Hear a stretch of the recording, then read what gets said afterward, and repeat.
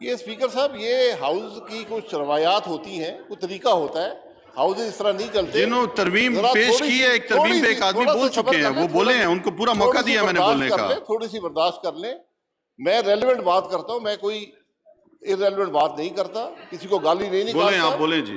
गुजारिश ये है कि मैं मिनिस्टर साहब की बात पे यकीन करना चाहता हूं। उन्होंने कहा वो इकॉनमी को डॉक्यूमेंट करना चाहते हैं, बहुत अच्छी बात है, लेकिन मुझे ये बताएं कि जिस सेक्टर को ऑलरेडी एक जीएसटी लगा हुआ है, आप उसको बढ़ा रहे हैं, तो क्या वो सेक्टर पहले डॉक्यूमेंटेड नहीं था?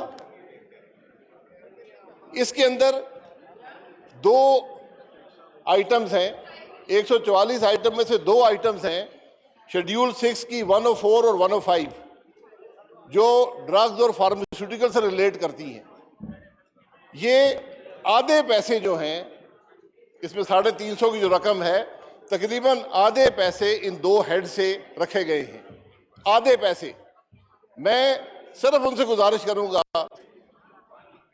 मिनिस्टर फॉर फाइनेंस से कि हाउस को ये एश्योर कर दें कि इस मुल्क में दवाइयों की कीमत नहीं बढ़ेगी, क्योंकि जितनी दवाई की कीमत इस हुकूमत में बढ़ी है उसकी पाकिस्तान में कोई तारीख नहीं है।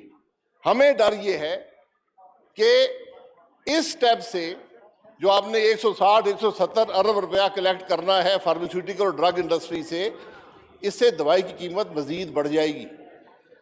और बाकी बातें अपनी जगह पर हैं, लेकिन जब भी आप इस किस्म की रिग्रेसिव इनडायरेक्ट टैक्सेशन करेंगे, और ये सारा फाइनेंस बिल इनडायरेक्ट टैक्सेशन पे मबनी है, तो मुल्क के अंदर महंगाई होगी।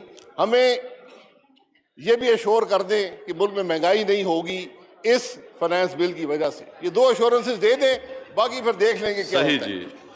जी सैयद हुसैन तारिक साहब। शुक्रिया सर। सर मैं क्लॉज नंबर 4 पे बात करना